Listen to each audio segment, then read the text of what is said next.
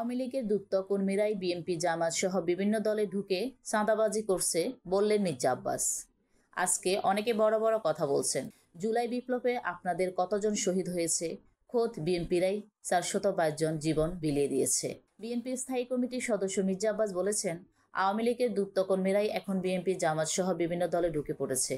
বিভিন্ন রাজনৈতিক ব্যক্তির ছত্রছায়ায় তারা টিকে থাকার চেষ্টা করছে। তারা বেশ পরিবর্তন করে চাঁদাবাজি, দখলবাজি, বিভিন্ন ধরনের অপকর্মে লিপ্ত হচ্ছে। এরা অপকর্ম করে বিএনপির কর্মীদের নামে অপবাদ ছড়াচ্ছে। এদেরকে চিহ্নিত করে বিতাড়িত করতে হবে। তিনি বলেন, আমাদের 100 কর্মী থাকলে এর মধ্যে 2 জন খারাপ লোক থাকতেই পারে, কিন্তু এই 2 জন একজনের জন্য বাকি 98 জনকে কলঙ্কিত করতে পারি না। বুধবার বিকেলে শাহজাহানপুরস্থ রেলওয়ে অফিসার্স ক্লাব মাঠে থানা বিএনপি আয়োজিত তারেক রহমান প্রদত্ত রাষ্ট্র সংস্কারে 31 দফা প্রশিক্ষণ বিষয়ক কর্মশালার প্রধান অতিথির বক্তব্যে তিনি এসব কথা বলেন। আব্বাস বলেন, তারেক রহমান দেশকে অর্থনৈতিকভাবে স্বাবলম্বী করতে এবং রাজনৈতিক সহাবস্থান নিশ্চিত করতে 31 দফা রূপরেখা দিয়েছেন। নির্বাচন সামনে রেখে সংস্কার চলছে।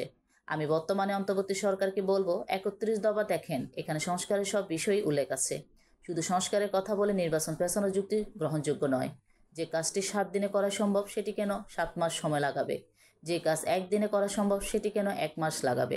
কর্মশালা সভাপতিত্ব করেন ঢাকা মহানগর দক্ষিণ বিএনপির আহ্বায়ক রফিকুল আলম মজনু, সদস্য সচিব তানভীর আহমেদ রবিনের সঞ্চালনায়। এতে বক্তব্য রাখেন বিএনপির কেন্দ্রীয় নেতা হাবিবুর রশিদ হাবিব ও মির্জা খোকন, ঢাকা মহানগর দক্ষিণ বিএনপির যুগ্ম আহ্বায়ক লিটন মাহমুদ, শ্রমিক দল দক্ষিণের সাধারণ সম্পাদক বনরুল আলম সবুজ প্রমুখ।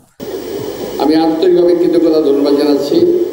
সত্যি কথা বলতে আমি নিজে এখানে আসছি মাত্র বোধহয় 15-20 মিনিট হবে। এই 15 মিনিটের মধ্যেই কিন্তু আমার অবস্থা খুব খারাপ হয়ে গেছে। আর কিছুক্ষণ থাকলে আমার রোজা ভাঙতে হবে। সুতরাং আমি বক্তব্য লম্বা করবো না। আমার কাছে রোজা রাখাটাই খুব জরুরি, বক্তৃতা দেওয়া নয়। প্রিয় ভাইরা, এই যে 31 দফা নিয়ে প্রোগ্রাম হচ্ছে আজকে প্রায় 2 মাস হয়ে গেল আমাদের, তাই না? তো প্রায় 2 মাস দেশব্যাপী এই 31 দফা প্রোগ্রাম হয়েছে।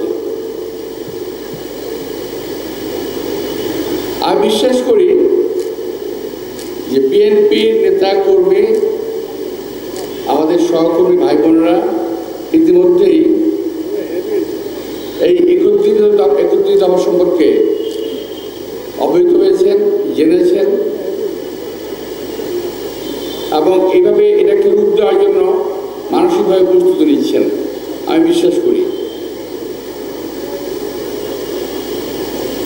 13 জুলাই 2023 তারিখে বিএনপির ভারপ্রাপ্ত চেয়ারম্যান জনাব তারেক রহমান সাহেব জাতির সামনে এই 31 দফা উত্থাপন করেছিলেন। এর জাতির কাছে আমরা পৌঁছে দেওয়ার চেষ্টা করেছি বিভিন্নভাবে। তারই সর্বশেষ প্রচেষ্টা হলো এই আজকের এই সভার মাধ্যমে সারা বাংলাদেশে, এই ধরনের সভার মাধ্যমে সারা বাংলাদেশে 31 দফা জনগণের সামনে উপস্থাপন করা হয়েছে।